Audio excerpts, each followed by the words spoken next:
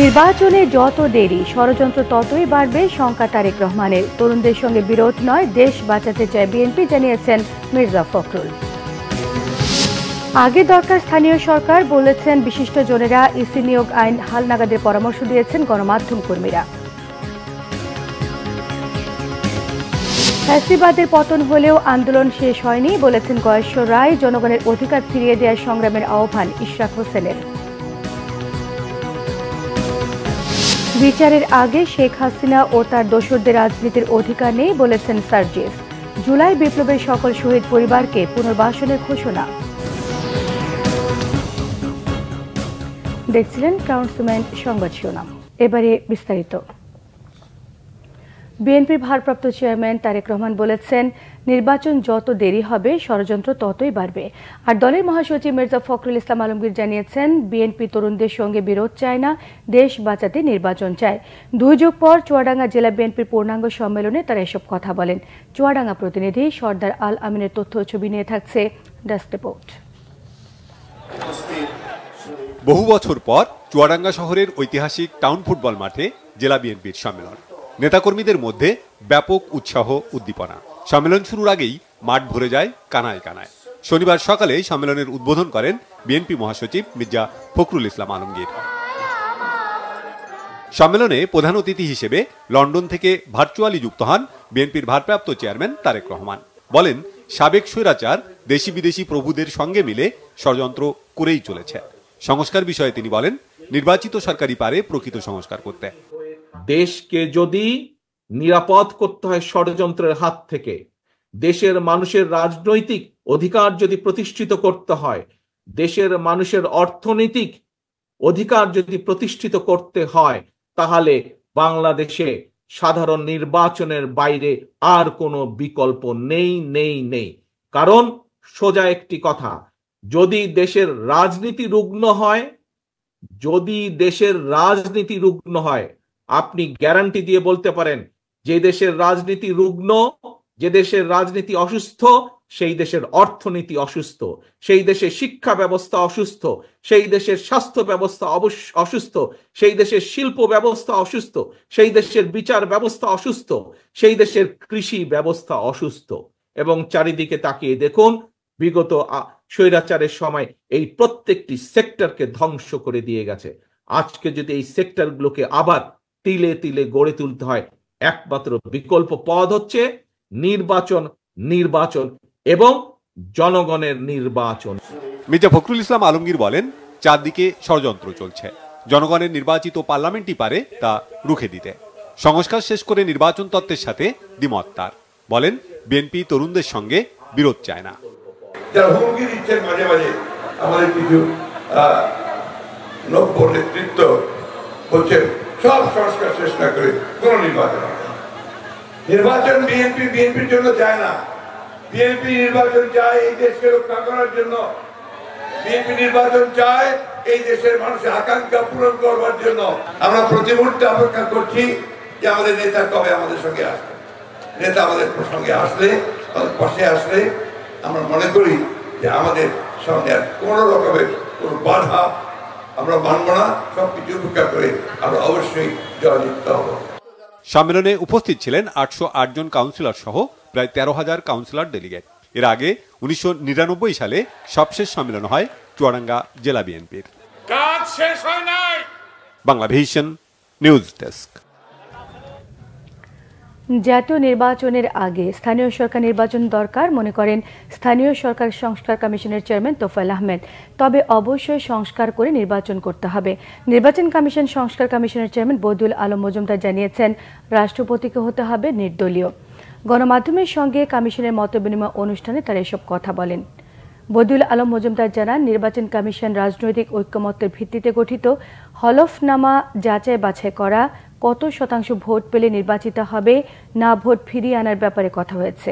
বিনা প্রতিদ্বন্দ্বিতায় কেউ যাতে নির্বাচিত না হতে পারে, কারচুপি, অনিয়ম এবং ভুয়া নির্বাচনের শাস্তির আওতায় আনতে রাষ্ট্রপতি নির্বাচনেও সরকার ও বিরোধী দলের ঐক্যমত্যের ভিত্তিতে করা নির্বাচন কমিশন নিয়োগ আইন হালনাগাদ করার পরামর্শ গণমাধ্যম কর্মীদের পক্ষ থেকে নির্বাচন সংস্কার বিষয়ক কমিশনকে জানানো হয়েছে।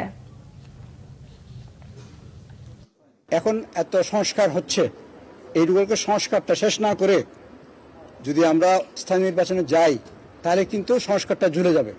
সংস্কারটা কেমনে ঝুলে যাবে? কারণ এখন আমরা যদি আমাদের যে চিন্তাভাবনা আগে থেকে করে আসছি, আপনাদের সাথে অনেক সময় শেয়ারও করেছি, সেটা হচ্ছে লোকাল গভর্নমেন্ট সিস্টেমটাকে যদি আমাদের দেশের লোকাল গভর্নমেন্ট কোনো একটা সিস্টেম না, এটা কোনো ব্যবস্থা না, এটা হচ্ছে কতগুলো প্রতিষ্ঠানের সমষ্টি, আলাদা আলাদা প্রতিষ্ঠান আলাদা আলাদা আইন দ্বারা চালিত হয়। আমাদের কিন্তু একটা কম্প্রিহেন্সিভ লোকাল গভর্নমেন্ট সিস্টেম দেশে নাই। এই সংস্কারের একটা বড় কাজ হবে একটা সিস্টেম ডেভেলপ করে দেওয়া লোকাল গভর্নমেন্ট। আন্দোলন সংগ্রাম শেষ হয়নি, ফ্যাসিবাদ মুক্ত হয়েছে দেশ, বলেছেন বিএনপি স্থায়ী কমিটির সদস্য গয়েশ্বর চন্দ্র রায়। বিকেলে লালমনিরহাটের বড়বাড়ি শহীদ আবুল কাশেম মহাবিদ্যালয় মাঠে শহীদ জিয়া স্মৃতি ফুটবল টুর্নামেন্টে তিনি সব কথা জানান।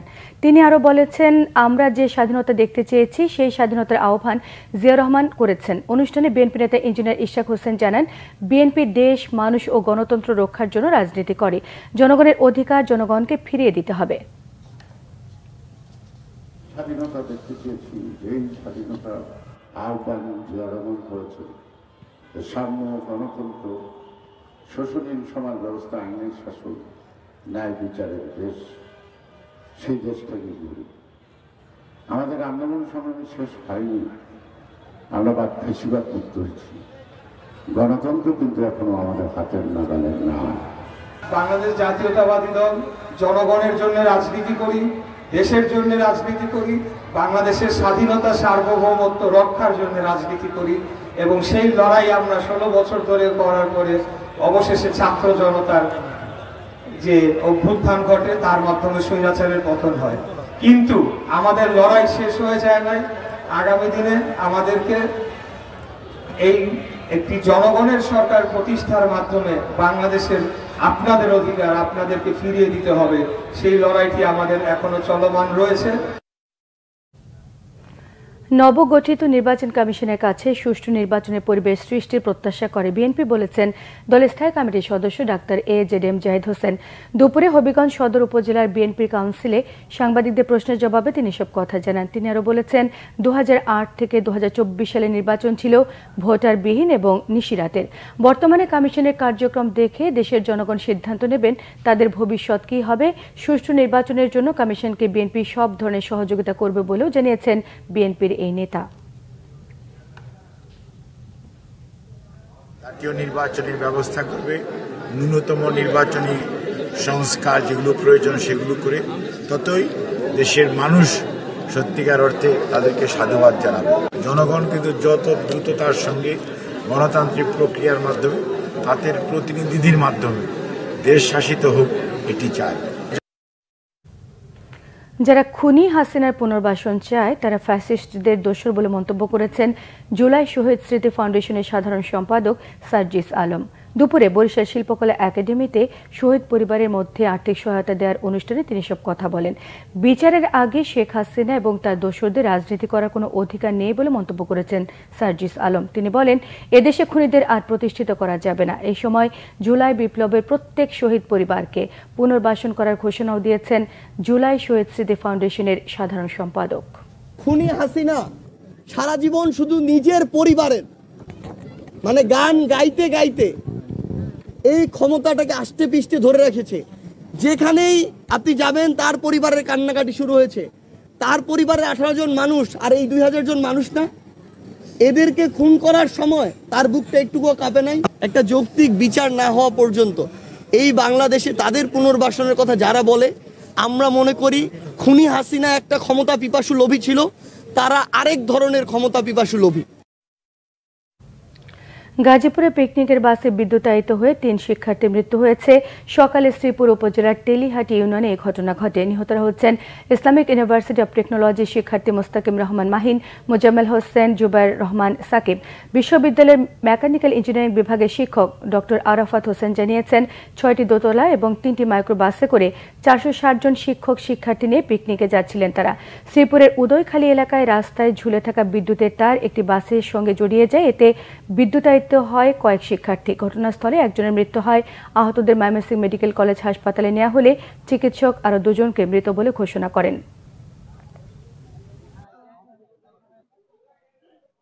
ঝালকাঠি এক আসনের সাবেক এমপি এবং আওয়ামী লীগ নেতা শাহজাহান ওমরকে প্রধান আসামি করে রাজাপুর থানায় আরও একটি মামলা দায়ের করেছে বিএনপি। উপজেলা বিএনপি অফিস ভাঙচুর এবং অগ্নিসংযোগ সহ বেশ কিছু অভিযোগ এনে শুক্রবার রাতে মামলা দায়ের করেন উপজেলা বিএনপি সভাপতি অ্যাডভোকেট তালুকদার আবুল কালাম আজাদ। মামলায় শাহজাহান ওমর ছাড়াও আওয়ামী লীগের আরও 53 জনের নাম উল্লেখ করে অজ্ঞাত 150 ব্যক্তিকে আসামি করা হয়। রাজাপুর থানার ওসি ইসমাইল হোসেন মামলার বিষয়টি নিশ্চিত করেছেন। এর আগে কাঠালিয়া উপজেলা অফিস ভাঙচুর এবং অগ্নিসংযোগের মামলায় শাহজাহান ওমরকে গ্রেফতার করে পুলিশ, পরে কারাগারে পাঠানো হয়েছে তাকে। কক্সবাজারের কলাতলির একটি আবাসিক হোটেল দখলে নেয়ার চেষ্টা করেছে 30 থেকে 40 জন অস্ত্রধারী সন্ত্রাসী। শুক্রবার রাতে হোটেল হানিমুন রিসর্টে এ ঘটনা ঘটেছে। সকালে এক প্রেস ব্রিফিংয়ে হোটেল মালিকের ছোট ভাই বিষয়টি নিশ্চিত করে জানিয়েছেন, রাত 3টায় সন্ত্রাসীরা হোটেলে প্রবেশ করে, পরে কর্তব্যরত কর্মকর্তা কর্মচারীদের মারধর শুরু করে সন্ত্রাসীরা। এ সময় রিসেপশন থেকে নগদ 7 লাখ টাকা নিয়ে যায় তারা। পরে পুলিশ ঘটনাস্থলে পৌঁছলে সন্ত্রাসীরা পালিয়ে যায়। পানি কমছে তিস্তায়, মাইলের পর মাইল জেগেছে চর, স্বপ্ন উকি দিচ্ছে কৃষকের। তবে ফসল ফলাতে পানি পাওয়া নিয়ে চিন্তিত নদীপাড়ের মানুষেরা। কষ্টে বোনা ফসল শেষ পর্যন্ত ঘরে তোলা নিয়ে আশঙ্কা করছেন তারা। কৃষি বিশেষজ্ঞরা বলছেন, শুকনো মৌসুমে পানির ন্যায্য হিস্যা নিশ্চিত করা গেলে চর কৃষি হবে দেশের মডেল। উত্তরে নদী নিয়ে জুয়েল আহমেদের 3 পর্বের রিপোর্টে আজ থাকছে শেষ পর্ব। আশা জাগানিয়া তিস্তার এখন অন্য রূপ। রাক্ষসী নদী এখন চাষযোগ্য জমি, পুরো নদী জুড়ে যেন ধুম পড়েছে চাষাবাদের। শীত শুরুর আগের এ সময়টাতে তিস্তায় জাগে অসংখ্য চর, চাষ হয় নানা ধরনের মৌসুমি ফসল। নদীপাড়ে মানুষের ভরসা রবি ফসল, কিন্তু ফসল চাষে পদে পদে হোঁচট খেতে হয় তাদের। আকাশ ছোঁয়া কৃষি উপকরণের দামে নাকাল কৃষক। বাস শেষ হইলে সবগুলো বিলীন হয়ে যায় নদীতে, তখন তো আমরা আবাদ সুবাদ করতে পারিনি। কিন্তু এই যে এখন একটু জাগছে, যখন রসুন পেঁয়াজ লাগাচ্ছে, আলু লাগাচ্ছে, একবারে আবাদ করার পর শেষ। বন্যা খরার সাথে যুদ্ধ করা তিস্তাবাসীকে নদী কখনো কাঁদায়, কখনো হাসায়। নিরন্তর যুদ্ধ চলে এখানকার কৃষকদের। তিস্তার পানির অধিকার আদায়ের অপেক্ষা শেষ হয় না তাদের। ভালো লাগে আমার কাছে আবাদ করা লাগে, টাকটুক একটু করি। মেশিনের 200 টাকা পানির ঘন্টা, সে পানির টাকা না হলে পানিটা কিনে নেবো। সার পানির যা দাম, তেলের দাম, আমরা যদি পানিটা ঠিক মতন পাইতাম, নদীর প্রবাহ মানে যে পানিটা পাওয়া যায়, এটা যদি আমার সঠিক মতো বন্টন হইতো তাহলে আমাদের অনেক সুবিধা হইতো। কৃষি বিশেষজ্ঞরা বলছেন, সমন্বিত উদ্যোগ ও তিস্তার পানি প্রাপ্তির নিশ্চয়তা পেলে চর কৃষি হবে দেশ সেরা। এই তিস্তা নদী যদি আমাদের পানির প্রবাহ সঠিক থাকে, বিশেষ করে আমাদের শুকনো মৌসুমে পানির প্রবাহ সঠিক থাকলে কিন্তু সেই পানিটাকে আমরা কিন্তু সেচ কাজে ব্যবহার করতে পারি, উৎপাদন খরচ কমে যাবে। পরিসংখ্যান বলছে, কৃষি অঞ্চলের 5 জেলায় 434 চরে 82,000 হেক্টরে 34 ধরনের ফসল ফলে। গড় উৎপাদন হয় 10 লাখ টন, টাকার অঙ্কে যার মূল্য প্রায় 1000 কোটি। কমছে পানি, জেগেছে চর, আগামীর স্বপ্ন বুনছেন তিস্তাপাড়ে মানুষ। মৌসুমি ফসল চাষে ব্যস্ত সময় পার করছেন অনেকেই, তবে শঙ্কা রয়েছে শেষ পর্যন্ত হাসি মুখে ফসল ঘরে তোলা নিয়ে। জুয়েল আহমেদ, বাংলা ভিশন, কাউনিয়া, রংপুর। দেশে বিভিন্ন জায়গার আরো কিছু খবর নিয়ে এখন থাকছে একটি ডেস্ক রিপোর্ট। অন্তর্বর্তী সরকারের 3 মাস পার হলেও বগুড়ায় যুবলীগ ও আওয়ামী লীগের সন্ত্রাসী চাঁদাবাজ ক্যাডারদের দৌরাত্ম্য বন্ধের দাবিতে দুপুরে বগুড়া প্রেস ক্লাবে সংবাদ সম্মেলন করেছেন ভুক্তভোগী মোখলেসা রহমান ও নূরে জান্নাতুন ফেরদৌসি। শহরের সূত্রপুরের ঈদগাহ লেনের বাসিন্দা মোখলেসা রহমান জানান, পলাতক যুবলীগ নেতা আলহাজের সেকেন্ড ইন কমান্ড বলে পরিচিত সুমন শেখের দাবি করা 10 লাখ টাকা চাঁদা ও 1 শতক জায়গা ছেড়ে না দেয়ায় তিনি বাড়ি নির্মাণ করতে পারছেন না। অপরদিকে শহরের বাণিজ্যিক এলাকায় অবস্থিত বৈধ কাগজপত্র থাকা সত্ত্বেও যুবলীগের সন্ত্রাসী হৃদয় আহমেদ তুষারদের দখল থেকে দোকানঘর উদ্ধার করতে পারছেন না বলে অভিযোগ নূরে জান্নাতুল ফেরদৌসির। খুলনা বিশ্ববিদ্যালয়ের সাংবাদিক লিয়াকত আলী মিলনায়তনে জেলার সাংবাদিকদের সাথে এক মত বিনিময় করেছেন নবনিযুক্ত VC professor doctor Mohammad Rezaul Karim. এ সময় খুলনা বিশ্ববিদ্যালয়ের মূল সমস্যা জমি সংকট দূর করতে অধিগ্রহণ পরিকল্পনা, শিক্ষার্থীদের আবাসিক হল বাড়ানো, শিক্ষা কারিকুলামে গবেষণার উপর আরও গুরুত্ব দেওয়া সহ বিদেশি শিক্ষার্থীদের আকৃষ্ট করার নানা পরিকল্পনার কথা জানান তিনি। সরকারকে ডিসেম্বরের পর সংস্কারের কাজ দ্রুত শেষ করে নির্বাচনের রোডম্যাপ ঘোষণার দাবি জানিয়েছেন জামায়াতের সেক্রেটারি জেনারেল অধ্যাপক মিয়া গোলাম পরোয়ার। মানিকগঞ্জে দলের এক কর্মী সমাবেশে তিনি এ দাবি জানান। দুপুরে মানিকগঞ্জ সরকারি উচ্চ বিদ্যালয়ের খেলার মাঠে জেলা জামায়াতের আমির কামরুল ইসলামের সভাপতিত্বে এ কর্মী সমাবেশ হয়। রাষ্ট্র কাঠামো মেরামতের ৩১ দফা ও জনসম্পৃক্তি বিষয়ক বিএনপির রাজশাহী বিভাগীয় কর্মশালা হয়েছে। রাজশাহী জেলা পরিষদ মিলনায়তনে সকাল ১১টায় শুরু হয় এই কর্মশালা। এতে বিএনপি চেয়ারপারসনের উপদেষ্টা মিজানুর রহমান মিনু ও হাবিবুর রহমান হাবিব, কেন্দ্রীয় কমিটির সদস্য রুহুল কুদ্দুস তালুকদার দুলু উপস্থিত ছিলেন। কর্মশালায় রাজশাহী বিভাগের ৮ জেলার বিএনপি নেতারা অংশ নেন।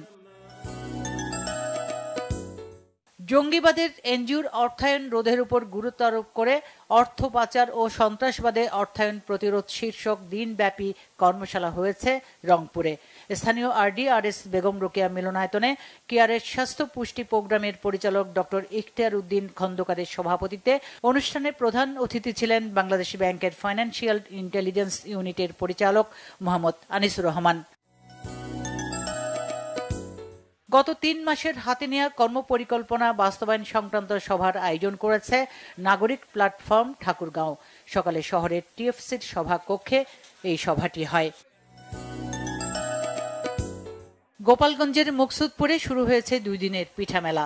কমলাপুর আব্দুল খালেক একাডেমি চত্বরে মেলার আয়োজন করেছে স্থানীয় কমলাপুর যুব সংঘ। রবিবার বিকেল ৩টা থেকে রাত 10টা পর্যন্ত বসবে এই মেলা। Bangla vision news desk.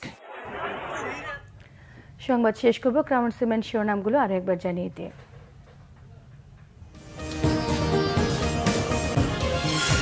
নির্বাচনে যত দেরি ষড়যন্ত্র ততই বাড়বে আশঙ্কা তারেক রহমানের। তরুণদের সঙ্গে বিরোধ নয়, দেশ বাঁচাতে চায় বিএনপি, জানিয়েছে মির্জা ফখরুল। আগে দরকার স্থানীয় নির্বাচন বলছেন বিশিষ্টজনেরা। ইসি নিয়োগ আইন হালনাগাদের পরামর্শ গণমাধ্যম কর্মীদের। ফ্যাসিবাদের পতন হলেও আন্দোলন শেষ হয়নি বলেছেন গয়েশ্বর চন্দ্র রায়। জনগণের অধিকার ফিরিয়ে দেওয়ার সংগ্রামের আহ্বান ইশরাক হোসেনের। বিচারের আগে শেখ হাসিনা ও তার দোসরদের রাজনীতির অধিকার নেই বলেছেন সার্জিস আলম। জুলাই বিপ্লবের সকল শহীদ পরিবারকে পুনর্বাসনের ঘোষণা। এই ছিল এখনকার মতো। পরের সংবাদ সন্ধ্যে 7:30টায় দেখার আমন্ত্রণ রইল। এছাড়া বাংলা ভিশন সংবাদ ও সংবাদ সংশ্লিষ্ট অনুষ্ঠান দেখতে ভিজিট করুন www.bbnews24.com, facebook.com/banglavishnnews, সাবস্ক্রাইব করুন youtube.com/banglavishnnews। সঙ্গে থাকে সবাইকে ধন্যবাদ।